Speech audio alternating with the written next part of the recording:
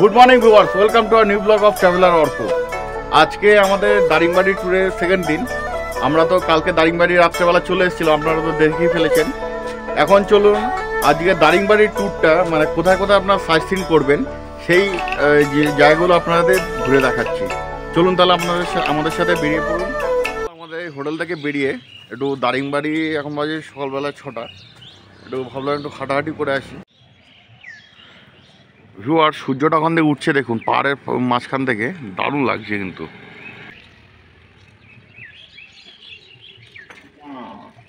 এদিকে দেখুন সবাই আগুন পোহাচ্ছে। দারিংবাড়ির হাইট হচ্ছে আমার ল্যান্ড থেকে 3000 ফিট সমুদ্রপৃষ্ঠ থেকে। সকালবেলায় পেছনে চার দোকান থেকে চা নিয়ে নিলাম। এই ঠান্ডা প্রায় আজকে 9-10 চলছে, আমাদের গরম গরম চা খেতে বেশ ভালোই লাগে। আজকে চলুন আমাদের হোটেলটা দেখিয়ে দিচ্ছি।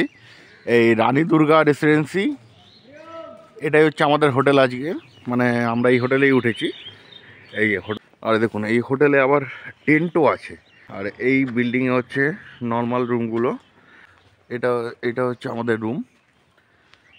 আর এই দারুণ লোকেশনটা কিন্তু, হোটেলটা দারুণ খোলামেলা একদম। এখানে 1000, 1200, 700, 800 বিভিন্ন প্রাইসের রুম আছে। আমাদের রুমটাই আমার নিয়েছিল 700 টাকা।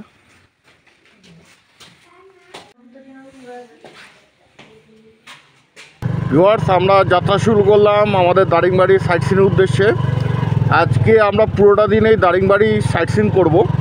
আমাদের আজকে ফার্স্ট ডেস্টিনেশন হচ্ছে মান্দাসুরু নেচার ক্যাম্প বা মান্দাসুরু ভিউ পয়েন্ট। এখান থেকে এটা মোটামুটি 42 কিলোমিটার দূরে। চলুন তাহলে দেখা হচ্ছে রাস্তাতে। আর রাস্তার যে দৃশ্য, অভূতপূর্ব দৃশ্যগুলো আপনারা এনজয় করতে থাকুন।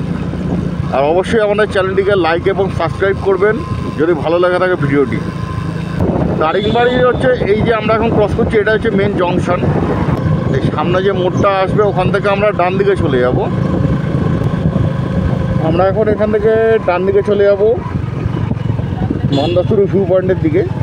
আর এখানে ম্যাক্সিমাম যা সাইট সিন এই রাস্তার উপরেই পড়বে। রাস্তাটা কত, এখান থেকে আপনার বালাগুড়া 49 কিলোমিটার আর ফুলবনি 105 কিলোমিটার। এই দেখুন এই আমার বাঁদিকে পাহাড়ের দৃশ্যগুলো দেখুন আপনারা।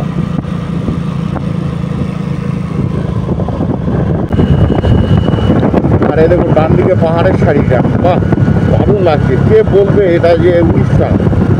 আমার জিজ্ঞেসটা বলি কয়েকটা ছবি তুলতে, তুইও কয়েকটা ফটো তুলে নাও। আর এখানে দেখুন টেন্ট সিস্টেমে এখানে থাকতে পারবেন। বাহ দৃশ্যটা দেখুন, দৃশ্যটা খালি দেখতে থাকুন। আমাদের সাথে চলুন আর এই সুন্দর সুন্দর দৃশ্যগুলো চলুন। গোপালপুর থেকে যদি আপনারা দারিংবাড়ি আসেন সাইট সিন করার জন্য, একদিনের জন্য শুধু, সকালবেলা আসবেন বিকালে চলে যাবেন, তাহলে গাড়ি ভাড়া পড়বে আপনাদের মোটামুটি 4500 টাকা। আর যদি দারিংবাড়িতে ওয়ান নাইট স্টে করে দারিংবাড়ির যে সাইট সিন করেন তাহলে খরচা পড়বে 6500। আর দারিংবাড়ি থেকে শুধু গাড়ি ভাড়া করে সাইট সিন করলে খরচ পড়ে 2500 টাকা। আরে দেখুন আমার বাঁদিকে হচ্ছে সব পাইন গাছ, সব পাইন গাছের জঙ্গল। এটা আপনারা হিমালয়ের পাদদেশে বা হিমালয় পর্বতে দেখতে পান। সেটাই আমাদের পূর্বঘাট পর্বতমালা দারিংবাড়িতেই পাইন গাছ দেখুন, দারুণ। এখানে একটু গাড়ি ভাড়ি চা খেয়ে নি, ভাল লাগবে বেশ। আপনারা খালি ভিউটা দেখুন, দারুণ।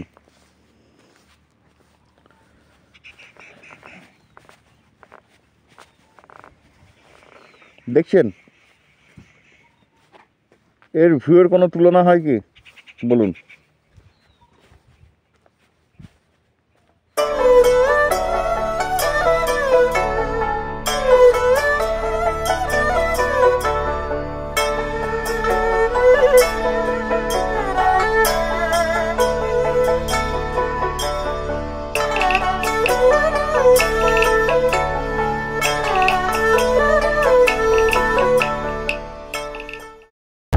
সামনে ভিউটা দেখুন, ঠিক আছে? আকাশটা ওখানে যেরকম কুয়াশা হয়ে রয়েছে, কুয়াশা না মেঘ বোঝা যাচ্ছে না, মেঘও হতে পারে।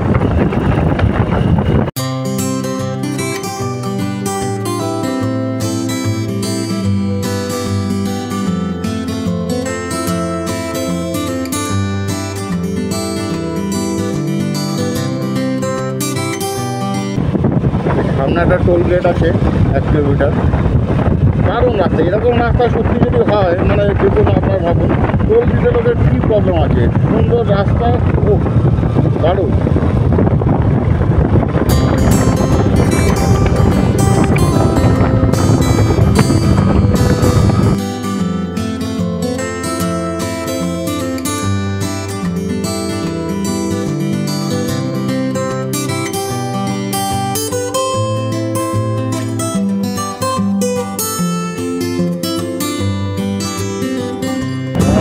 এখনো টোলগেটটা চালু হয়নি, চালু হয়ে যাবে ওনার কয়েকদিনের মধ্যে।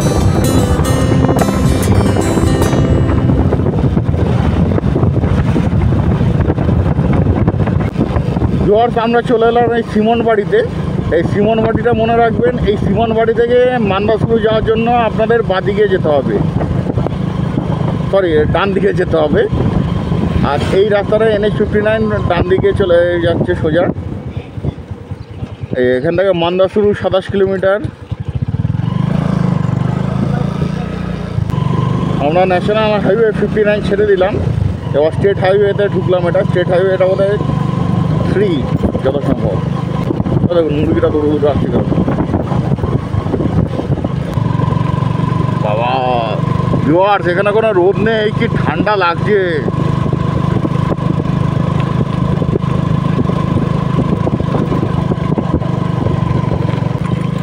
আমরা এই টুকটাক অফরোডিং করতে করতে শালগাছের জঙ্গলের ভেতর থেকে মান্দাসুরু ভিউ পয়েন্টের দিকে যাচ্ছি।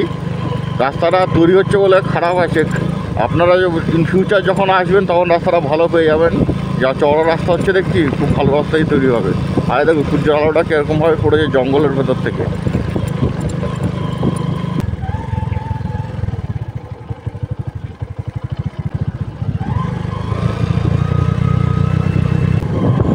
ভিউয়ার্স, অ্যাটলিস্ট 20 কিলোমিটার এরকম বিষাক্ত অফরোডিং করার পর আমরা এখন ভালো রাস্তা পেলাম। প্রচণ্ড বেদনাদায়ক যাত্রা ছিল এই 20 কিলোমিটার। এখন চলুন যাই মান্দাসুরুর দিকে।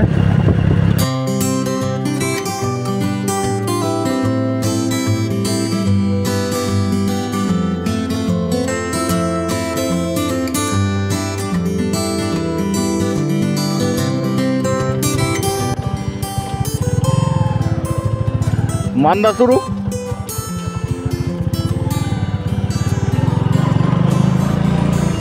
আমরা চলে এলাম মান্দাসুরুতে, মানে মান্দাসুরু রাস্তার দিকে ঢুকলাম।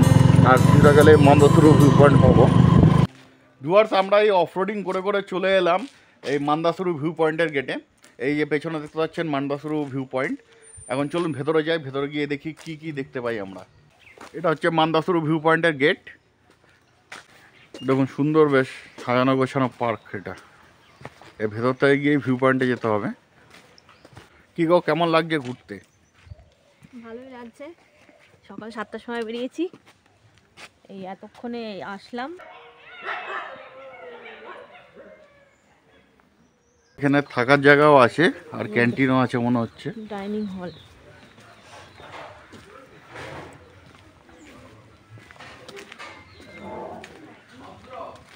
আমরা চলে এলাম এই মান্দাসুরু ওয়াচ টাওয়ারে। আর এখন ভিউটা দেখুন কিরকম, পাহাড়গুলো আছে পুরো পরপর লাইন দিয়ে পাহাড়গুলো।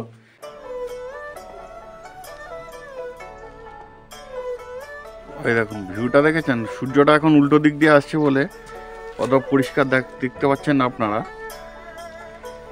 দারুণ জায়গা।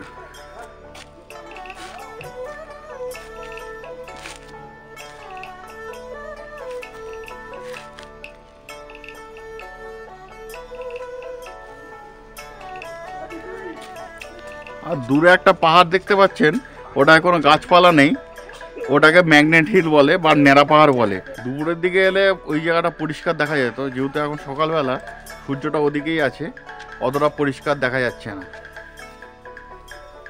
মান্দাসুরু পার্কের এখানে অনেক এরকম কটেজ আছে, আপনারা কটেজেও থাকতে পারেন। এরকম কটেজগুলো সুন্দর সুন্দর কটেজ। এখানে ক্যান্টিনও আছে। আমাদের পুরি সবজি চলে এসছে, একদিন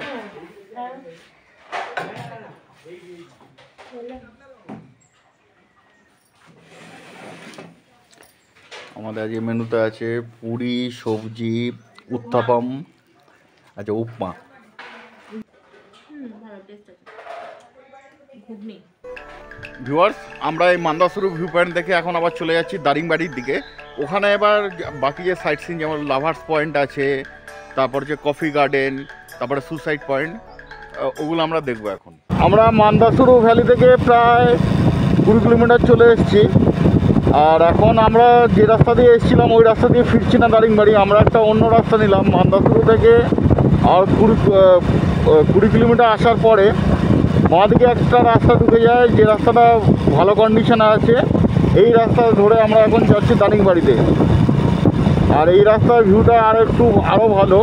ওই আসার সময় তো রাস্তাটা দেখলেন, এবার একটা অন্য রাস্তার ভিউ দেখুন, কী সুন্দর ভ্যালির মধ্যে দেখুন বাড়িঘরগুলো, দারুণ লাগছে।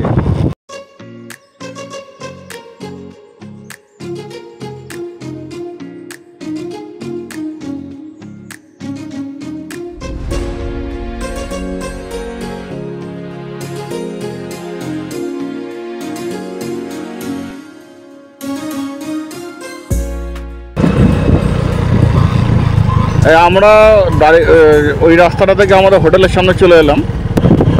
ভিউয়ার্স, দারিংবাড়ি থেকে এই লাভার্স পয়েন্ট মোটামুটি 12 কিলোমিটার।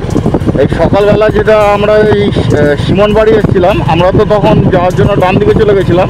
এবার আমরা বাঁ দিকে যাব, বাঁ দিকে গেলে হচ্ছে লাভার্স পয়েন্ট পড়বে।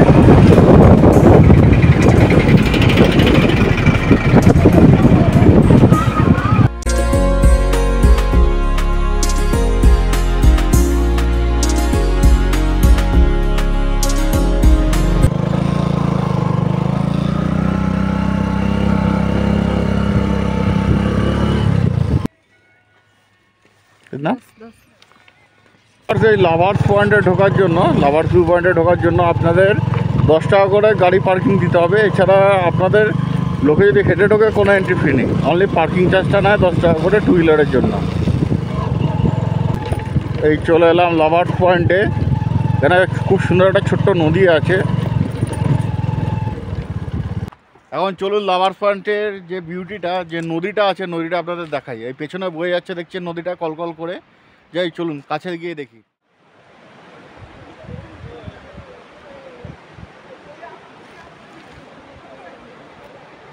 এখন জল অল্প আছে, বর্ষাকালে এলে জল খুব থাকে, তখন দেখতে আরও বেশি ভাল লাগে। হ্যাঁ, পিকনিক ভালো যায়। আরে দেখুন, এখানে পিকনিকের আয়োজনও চলছে, যেহেতু এখন লোকজন কম আছে। হেভি লাগছে এখানে, কিন্তু সত্যি পিকনিক করলে দারুণ লাগবে। এরকম জায়গায় পিকনিক করে সত্যি আনন্দ পাওয়া যায়।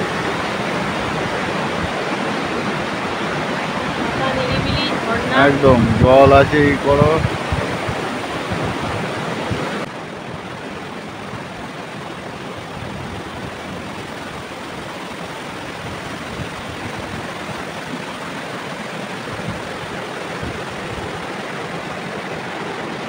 এই লাভার্স পয়েন্টের ভিউটা দেখে আমার খুব ভালো লাগলো, দারুণ লাগলো ভিউটা। আপনারা যদি আসেন অবশ্যই এই পয়েন্টটাকে নিয়ে একদম মিস না হয়, খুব ভালো লাগবে আপনাদের। তবে চলুন এবার আমরা এগোই আমাদের পরের ডেস্টিনেশনের দিকে, ইমু পার্কে।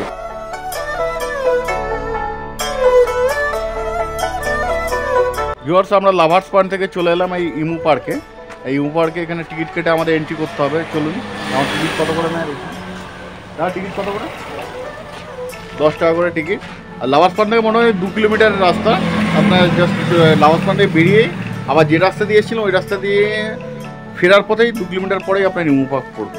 বেশি বড় পার্ক না, ছোট পার্ক। এখানে কিছু ইমু পাখি রাখা আছে, মানে বাংলায় যাকে বলে উট পাখি। চিড়িয়াখানা বা অন্য জায়গায় এত কাছ থেকে দেখা যায় না। এখানে সর্বমোট 5খানা ইমু পাখি আছে। আপনারা 10 টাকার বিনিময়ে এসে দেখতেই পারেন, এমন কিছু আপনাদের লস হবে না, ভালো লাগবে দেখতে। আর এমন কিছু টিকিটের দামও না, এসে অন্তত একবার ভিজিট করে নেবেন, ভালোই লাগবে। ভিউয়ার্স, আমরা এই ইমু পার্ক থেকে বেরিয়ে এখন যাচ্ছি আমাদের দারিংবাড়ি হিল ভিউ পয়েন্টে। হিল ভিউ পয়েন্টে সেম রাস্তা দিয়েই পড়বে। ওটা আবার কি দারিংবাড়ির কাছে, এখান থেকে মোটামুটি আর 8 কিলোমিটার যেতে হবে। আর দারিংবাড়ি থেকে মোটামুটি 3 কিলোমিটার দূরে হচ্ছে হিল ভিউ পার্ক।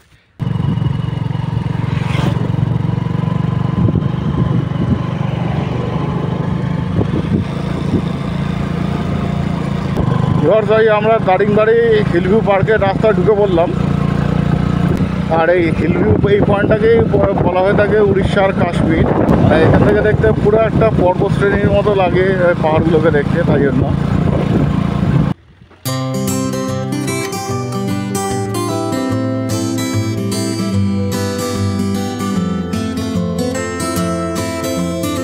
এই আমরা এখন হিলভিউ পার্কের ভেতরে ঢুকলাম। এই যে 10 টাকা করে ticket per head, parking charge এখনও জানি না কি, যখন নেবে তখন দেখব। এখন আমরা যাচ্ছি হিলভিউ পার্কের যে ভিউ পয়েন্টটা আছে সেই ভিউ পয়েন্টের দিকে। এই যে মনোদীপ বাড়িকে ফুলের ছবি তুলতে ব্যস্ত আছে।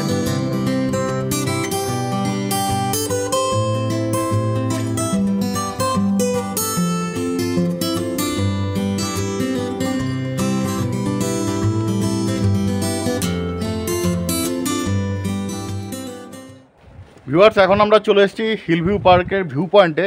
যে টাওয়ারটা দেখলেন, এই টাওয়ারটার উপরে এখান থেকে দূরে যে পাহাড়ের সারিগুলো পুরো টোটালটাই দেখা যাচ্ছে, বেশ সুন্দর লাগছে দেখতে। চলুন আবার দেখে নিন পাহাড়েরগুলো। আর সামনে যে পাহাড়টা দেখতে পাচ্ছেন, দেখুন পুরো পাহাড়টার সামনের দিকে পুরো পাইন গাছের জঙ্গল বা পাইন ফরেস্টও বলতে পারেন। পুরো একদম দেখুন পাইন গাছগুলো দাঁড়িয়ে আছে লম্বা লম্বা, দারুণ লাগছে কিন্তু এদিক থেকে দেখতে। ভিউয়ার্স, এই আমরা হিলভিউ পয়েন্ট থেকে আমরা চলে এলাম এই দারিংবাড়ি নেচার ক্যাম্পে। এই পার্কটা ঠিক আপনার হিলভিউ পয়েন্টের ঠিক উল্টো দিকেই।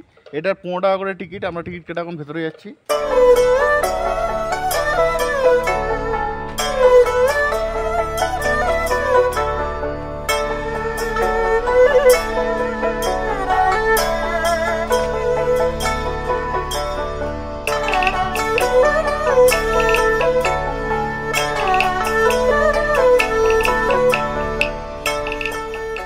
দারিংবাড়ি যে নেচার ক্যাম্প আছে বা নেচার পার্ক, ওটা দেখে এখন বেরোচ্ছি। আর এখানে বেসিক্যালি কিছু গাছগাছালি আছে, ভেষজ গাছগাছালি, প্লাস কিছু আদিবাসীদের স্ট্যাচু করা আছে, আর তেমন কিছু নেই। সেই আমরা আসার সময় এসেছিলাম বাঁ দিক থেকে, এখন আমরা ডান দিকে চলে যাব দারিংবাড়ির দিকে।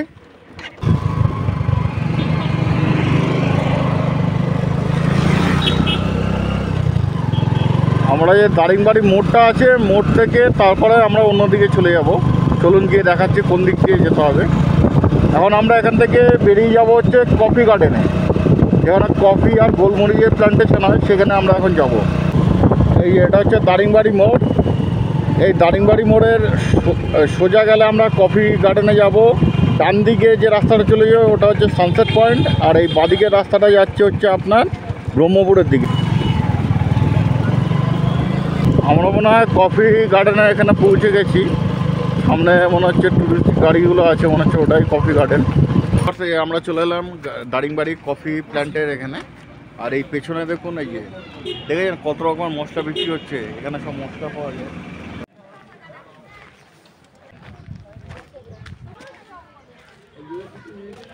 ভিউয়ার্স, এই দেখুন এই যে লতা গাছগুলো উপরে বেয়ে বেয়ে উঠেছে, এগুলো হচ্ছে গোলমরিচ গাছ। কিছু কিছু গোলমরিচ হয়ে আছে। আর এইদিকে এই ছোটো ছোটো গাছ যেগুলো, ওগুলো হচ্ছে কফি গাছ। আর গোলমরিচ গাছটাই মেনলি বোঝা যাচ্ছে ভালো করে, কারণ এখানে গোলমরিচ হয়ে রয়েছে। চলুন দেখি দেখা যায় নাকি। ওই দেখুন গোলমরিচ দেখেছেন।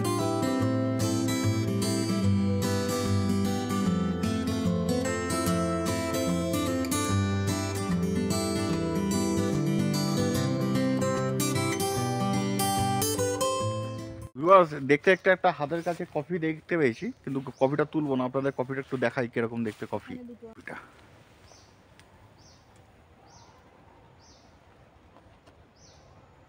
এইটা হচ্ছে কফি। চলুন আর দেখি কোথায় আছে।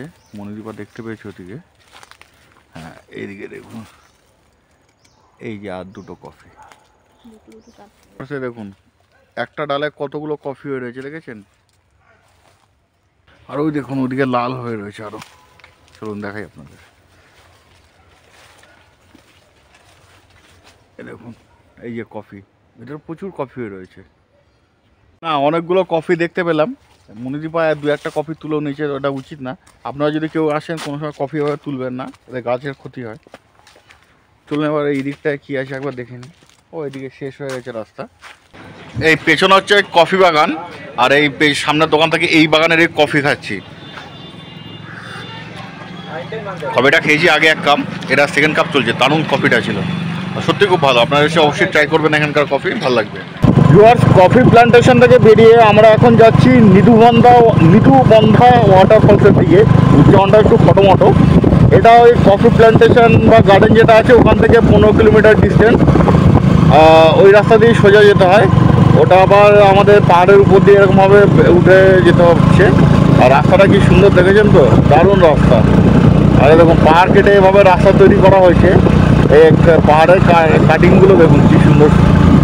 আর নিধুবন্ধা ওয়াটারফলস থেকে আমরা ফেরার পথে দেখে নেব পাইন ফরেস্টটা। আর এখানে একটা ভিউ পয়েন্ট আছে, আমরা একটু দেখি ভিউ পয়েন্টটা, নামবো না। এটা হচ্ছে দারিংবাড়ির টোটাল ভিউটা আপনারা এখান থেকে দেখতে পাবেন। এটা ফেরার পথে আমরা দেখে নেব। এখন এখান থেকে চলে যাই, ফেরার পথে আমরা এই ভিউ পয়েন্টটা দেখবো।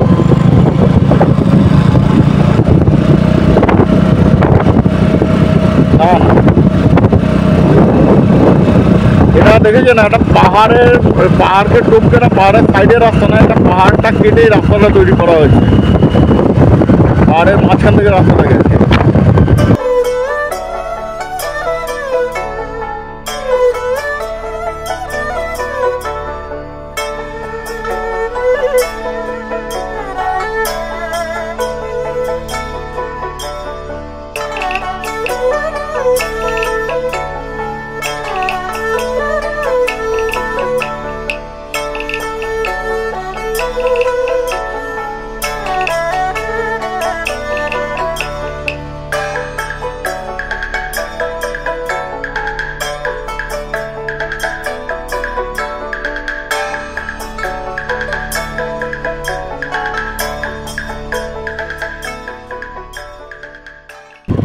হ্যাঁ, এই নিধুবন্ধা ওয়াটারফলস সাইনবোর্ড আছে। আমরা যাই এবার এখান থেকে 1 কিলোমিটার। ও বাবা, খারাই রাস্তা। এই নিধুবন্ধা ওয়াটারফলসে আমরা চলে এসেছি। মানে এই রাস্তাটা দেখছেন 1 কিলোমিটার নিচে নামতে হবে, 20 টাকা করে টিকিট। আমরা মানে পার্কিং চার্জ 20 টাকা।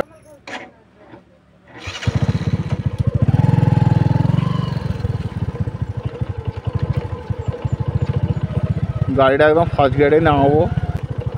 এরকম মাঝে মাঝে এরকম অফরোডিং করে অ্যাডভেঞ্চার করতে ভালোই লাগে। এই জায়গাটা যেহেতু রাস্তাটা স্মুথ না, তাই জন্য আমার কি হচ্ছে, ক্লাচ প্রেস করে, ফুল ক্লাচ প্রেস করে ব্রেকের সাহায্যে আমি নামছি। যেহেতু আমার এখানে রাস্তাটা কন্ডিশন ভালো না, হ্যাঁ দেখেছেন, যদি ক্লাচ ছাড়া নামি বাই চান্স হলে গাড়ি ডিসব্যালেন্স হতে পারে। আস্তে আস্তে নামছি আমি, তাই জন্য মণিদীপাকেও নামিয়ে দিলাম এই রাস্তায়। যেহেতু সিঙ্গেল হলে তার ব্যালেন্সটার সুবিধা হবে। এই যে কীভাবে নামছি দেখছেন তো, ওই যে মণিদীপা আসছে আস্তে আস্তে।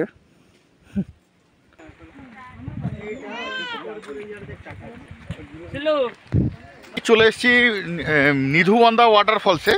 অ্যাকচুয়ালি দারিংবাড়ি যারা ট্যুরে আসে, যারা এমনি নর্মাল গোপালপুর থেকে, তাদের কি করে, যারা ট্যুর অপারেটার আছে বা গাড়ি আলা, তারা এই ওয়াটারফলসে নিয়ে আসে না, কারণ এটা একটু ডিস্টেন্সটা বেশি পড়ে।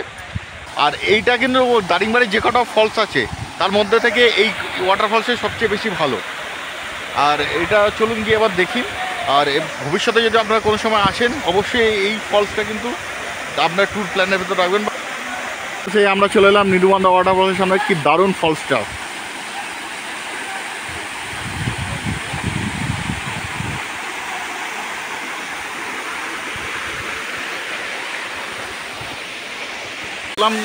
যে এই ওয়াটারফলসে একদম মিস করবেন না, অবশ্যই এই ওয়াটারফলসে আসবেন। আর এটাই আমাদের দারিংবাড়ির সবচেয়ে ভালো ওয়াটারফলস হচ্ছে এটাই।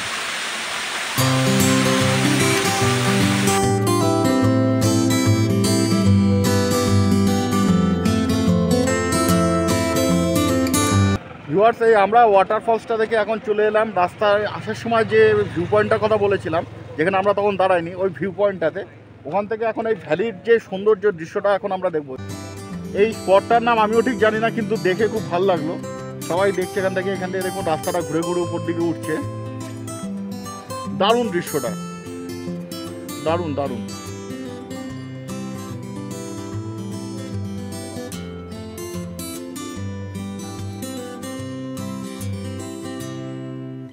আর এখানে দেখুন ফটোশ্যুটও চলছে। আমাদের মোটামুটি দারিংবাড়ি যে কটা সাইট সিন পয়েন্ট ছিল দেখা কমপ্লিট হয়ে গেছে। এখন আমাদের আর দুটো পয়েন্ট বাকি আছে। একটা হচ্ছে পাইন ফরেস্ট, যেটা রাস্তায় যেতে যেতেই পড়বে দারিংবাড়ি, আর একটা হচ্ছে সানসেট পয়েন্ট। এই দুটো পয়েন্ট, সানসেট পয়েন্ট তো 5টার সময় ওখানে পৌঁছাবো, তার 5:15 কি 5:10 দিকে সানসেট হবে, তখন ওটা দেখা যাবে। এখন আমরা আবার রওনা দিচ্ছি পাইন ফরেস্টের দিকে। এই পাইন ফরেস্টটা কিন্তু দারুণ স্পট। পাইন গাছগুলো বেশ ঘন পাইন ফরেস্ট গাছগুলো রয়েছে দারিংবাড়ি পাইন ফরেস্টে।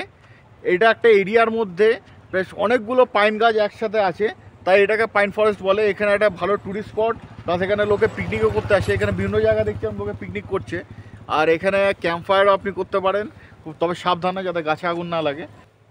আর ওই সামনে দেখতে পাচ্ছেন ওটা হচ্ছে মেন রোড, যেটা আপনার দারিংবাড়ি থেকে এসে কফি গার্ডেন হয়ে সোজা ওয়াটারফলসের দিয়ে গেছে। ওই রাস্তাতেই সব কিছুগুলো মানে স্পটগুলো পড়ে। পাইন ফরেস্টও এখানে ছিল, আমরা যাওয়ার সময় দেখেছিলাম, কিন্তু ফেরার পথে এখন আমরা এটা কভার করে নিলাম। ভিউয়ার্স, আমরা চলে এলাম আমাদের দারিংবাড়ি ট্যুরের লাস্ট স্পট, মানে আজকের দিনের শেষ স্পট সানসেট পয়েন্টে। এখন সূর্য সবে অস্ত যাবে, সেইটাই ক্যাপচার করতে আমরা চলে এলাম সানসেট পয়েন্টে।